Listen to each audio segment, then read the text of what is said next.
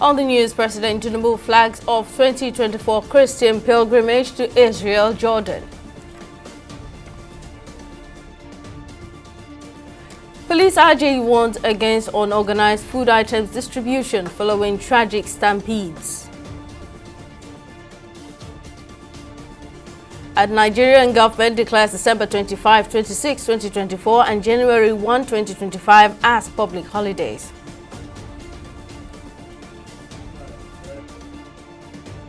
Many thanks for joining us on News Now on TV360 Nigeria. I'm Sibisola Adigun. President Bola Tinubu has officially launched the 2024 main Christian pilgrimage to Israel and Jordan following the airlift of pilgrims on Sunday in Lagos State.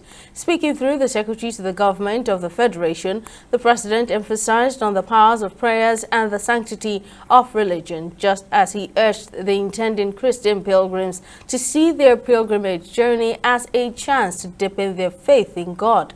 While commending the Nigerian Christian Pilgrim Commission for driving the initiative, Tinubu reiterated this year's exercise, tagged Pilgrimage of Renewed Hope for Total Restoration, aligns with the vision and agenda of his administration.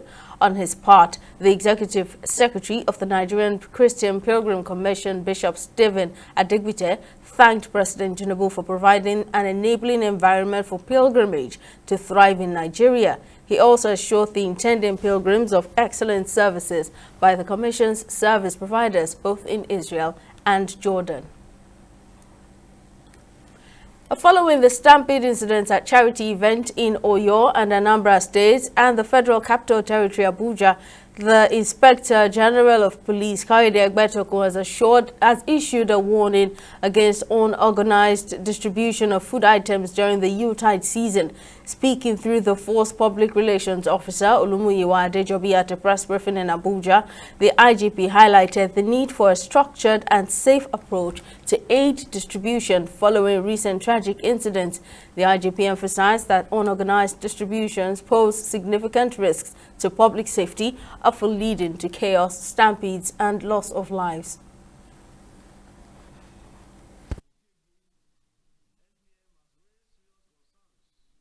About the unorganized distribution of palliatives and relief items in the country during this festive period. This trend is worrisome and calls for urgent concerns to save the lives of citizens of this country, especially the vulnerable youths and the elderly. This warning follows a series of tragic incidents that highlights the urgent need for a more structured and effective approach to delivering aid to vulnerable communities and members of the public in general. It will be recalled that on the 18th of December 2024, a tragic incident had occurred in Ibadan, Oyo State, where a stampede at the children's fun fair resulted in the death of at least 35 children and left many others critically injured.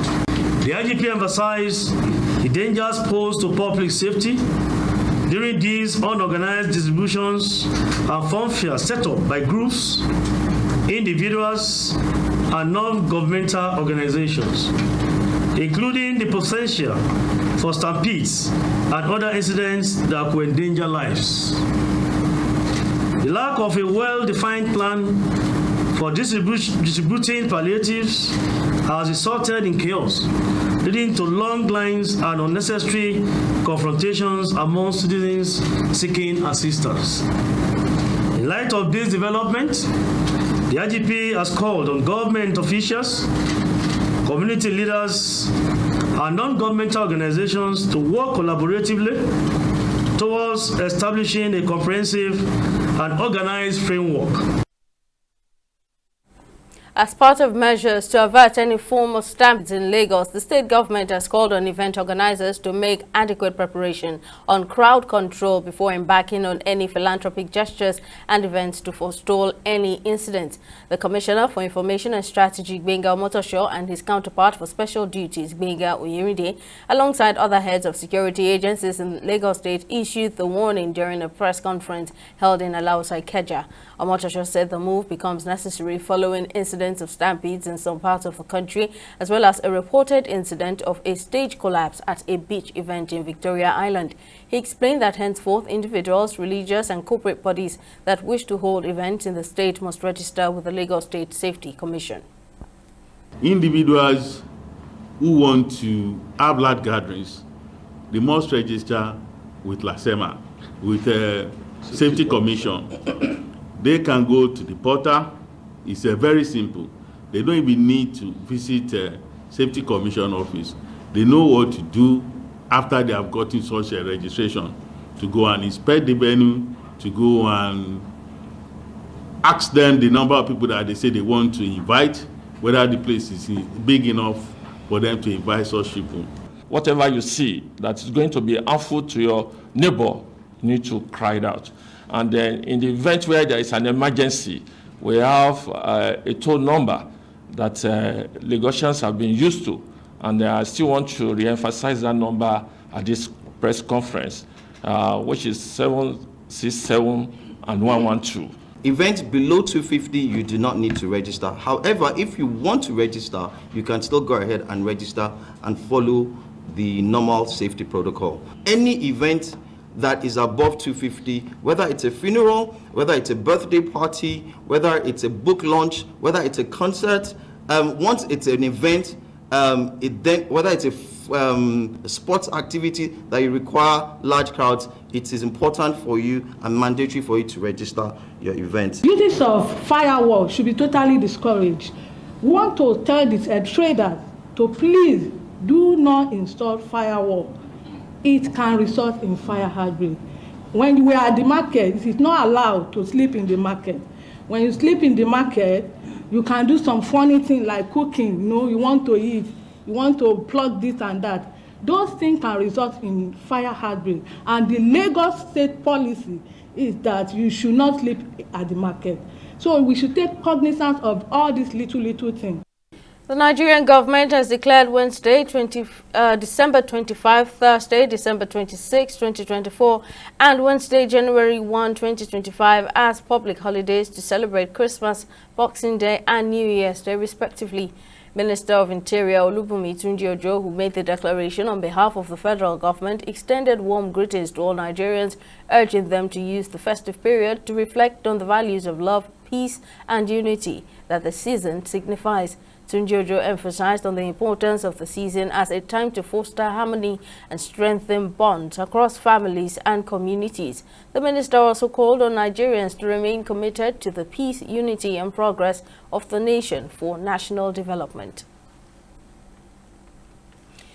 In other stories, the Nigerian police force has dismissed allegations made by Amnesty International in its report on alleged violent crackdown by the government on the #EndBadGovernance protesters, describing the claims as false, misleading, and damaging to the image of the force. The report, released on November 28, 2024, accused the police of extrajudicial killings during the August 1 to 10 hunger protest, claiming that at least 24 people were killed in 6 northern states. However, the police have refuted these claims, asserting that their findings contradict Amnesty International's allegations. The claims by Amnesty International that the police threw hand grenade from a convoy of vehicles into a filling station, killing 3 persons, is a blatant falsehood, and leaves right-thinking members of the society dismayed at this reported falsehood by an international agency which ought to act in accordance with international norms and standards of fair and honest reporting of human rights violations in the country. Niger State. Amnesty International alleged that 3 persons, Yahaya Isa, 32 years, Mohammed Bukau, 38, and Musa Muhammadu, were shot and killed in Suleja, Niger State. This claim has been found to be false. Reputable sources in Suleja and Tafa areas confirmed that nobody was killed by the police in Niger State on 1st August 2024. It is instructive to note that Amnesty International's claim was based solely on an unverified and disputed report published in Premium Times on 18th August 2024, titled "How Police Killed Injured Protesters During EndBad Governance Protests in Niger State." For an international agency to publish a report based on unverified local tabloid information is unethical. And on health matters, with the spike in cases and fatalities arising from Lassa fever across the country in the last 4 weeks, the Nigeria Center for Disease Control and Prevention, NCDC, has emphasized on the urgent need for targeted interventions in high-burden states such as Ondo, Edo, Bauchi, Taraba, Benue, and Ebonyi. The Director General of the center, Jide Idris, expressed the concern on Monday at a press conference in Abuja, where he disclosed that Nigeria has recorded 9,492 suspected cases, 1,154 confirmed cases, and 190 deaths in 2024 alone. It was revealed that the Lassa Fever Emergency Operations Center has been activated to coordinate the multi-sectoral response to the ongoing outbreak, which defines a range of measures to curb the outbreak and mitigate its impact on communities. We've been monitoring these cases. I will first say that for cholera, we're still seeing cases because cholera occurs throughout the year. But luckily and positively, the cases are going down drastically. And at least in the last couple of weeks, we haven't recorded deaths, although we recorded cases. So people are reporting and people are being treated. The same thing for Mpox. Mpox we're still tracking. Yes, as at the last time, the number of cases about 152. The cases have increased to 167, but luckily too, we still do not have deaths. So based on enhanced surveillance, more cases have been picked up, and many of them are being put to treatment so that we don't record any deaths. We continue to monitor those key diseases. But for today, we feel it necessary to let you know about Lassa fever. The season has started. We've been tracking these cases. What we are seeing is we are not comfortable with what we are seeing with respect to number of cases and number of deaths. And also, a lot of these cases are being seen again in the hotspots area. And in line with what we decided last time again, we were prepared, we established a number of things, we pre-positioned them, which I read in the speech, pre-position the materials, we send them to various states. We are trained, we are doing everything necessary from this end. And we're in touch with the state governments to also do their bit. But more importantly, we're going to Christmas, New Year season. It is essential that whilst we are celebrating, we should also remember that we are at risk. One, in this Yuletide season, people tend to eat all sorts of things. If we have to check exactly what we eat, because around this season too, cholera make rise. That's one bit. Mpox, again, people come across each other, they celebrate, so the chances that some of this may go up. So we will continue to watch. In a fresh wave of operations targeting transnational drug cartels in Nigeria, operatives of the National Drug Law Enforcement Agency have thwarted an attempt by acclaimed businessman Olisaka Ochibuzo Callistus to smuggle 256 wraps of cocaine weighing 6 kilograms into the country through the Malam Aminu Kano International Airport. According to the Director, Media and Advocacy of the NDLEA, Femi Babafemi, this is the single largest interception of cocaine at the airport since the creation of Makia Special Command of the agency in 2006. TV360's Okwayemi Owosheni has more on this story.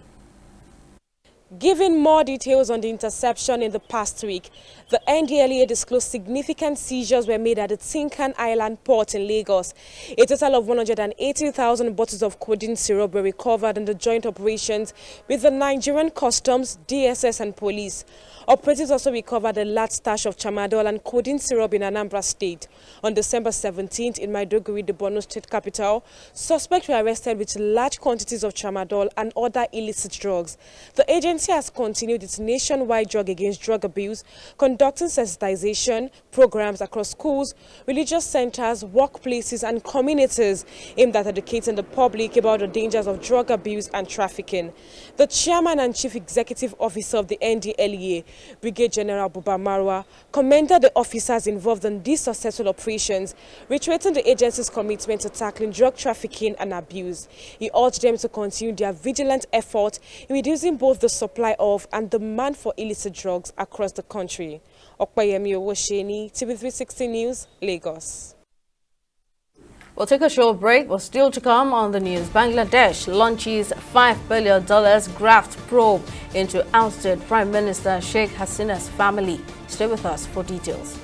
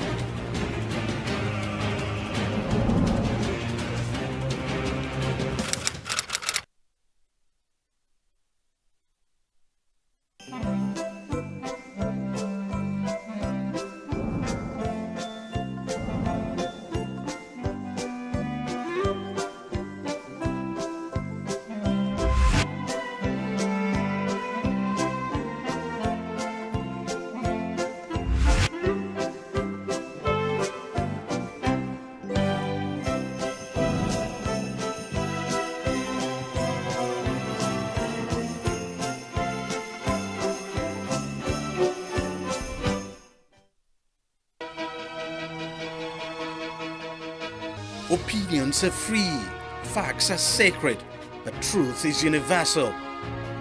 How, in practical terms, can we, for instance, de-escalate the tension? When you go into public office, you must be ready to answer to the people. We know where the enemy is. 3 places. The Lake Chad Basin, the border area between Nigeria and Cameroon, and then the Sambisa Forest. On Digi 360, we give you a complete dose of everything. Opinion, facts, and undiluted truth. I hardly believe what politicians say in this part of the world. A new Nigeria is possible, a future is possible. We delve into the issues, dissect it so that you can understand it, and use it to take action. I don't think there's any need for any governor to look for grant for ranching. Digi 360, dissecting the issues.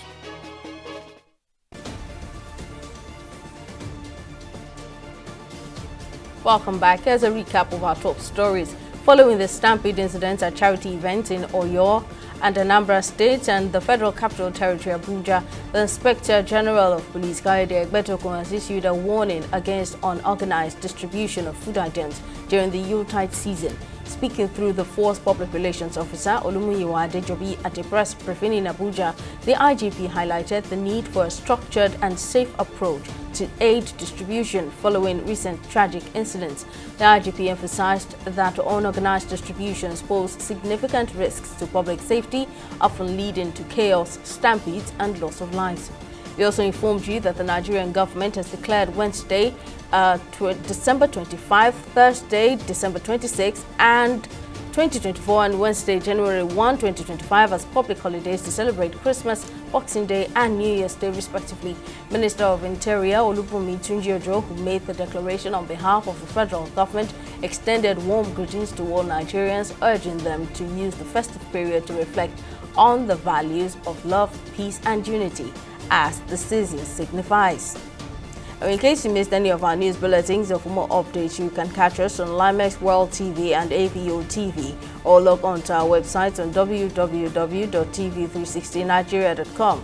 You can also follow us on our social media platforms on Twitter, Instagram, and YouTube at TV360 Nigeria, or download our mobile app on Google Play Store, Huawei App Gallery, and Apple Store. On Facebook, we're at TV360 Online.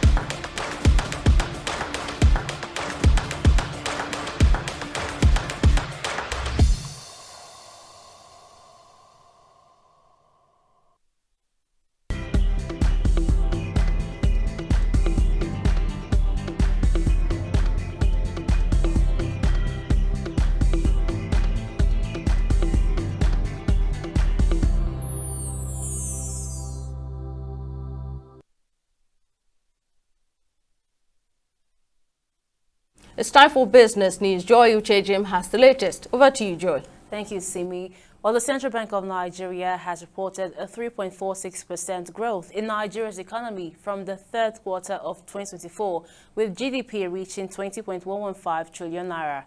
This growth, driven by the non-oil sector, follows a 3.19% increase in the previous quarter and marks the third consecutive quarterly expansion.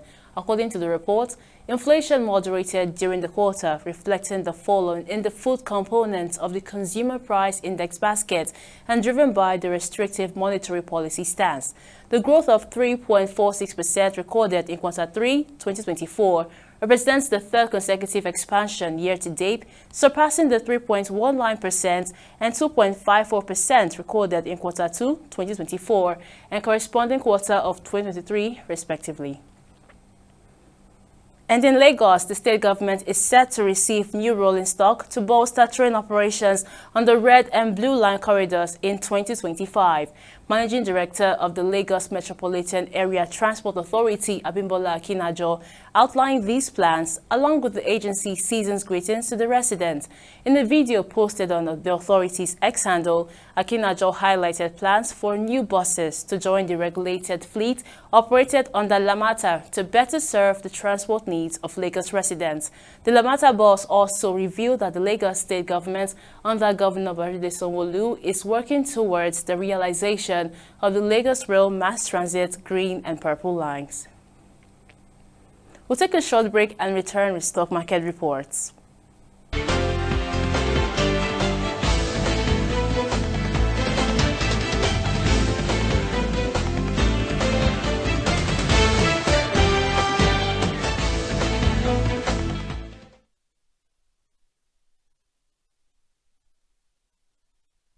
Welcome back. Nigeria's equities market opened the holiday-shortened week on a positive note, rising by 0.22% at the close of trading on Monday. Stocks like Champions Breweries, Okumo Oil Palms, MRS, and Axel Mansard, which rose respectively by 10% daily limit, helped push the market higher. Now, the Nigerian Exchange Limited All-Share Index and the equities market cap increased from preceding days 101,129 points to 101,356 points and 61.44 trillion naira. Now, Okumo Oil Palm, leading the gainers chart, increased from 367 naira to 403 naira, followed by MRS, which ended the day's trade at 198 naira, up by 18 naira or 10%. Now, equities dealers completed 12,490 transactions, exchanging hands over 500 million deals worth over 16 billion naira. Turning to global markets, there was a contrast in performance, with Japan's Nikkei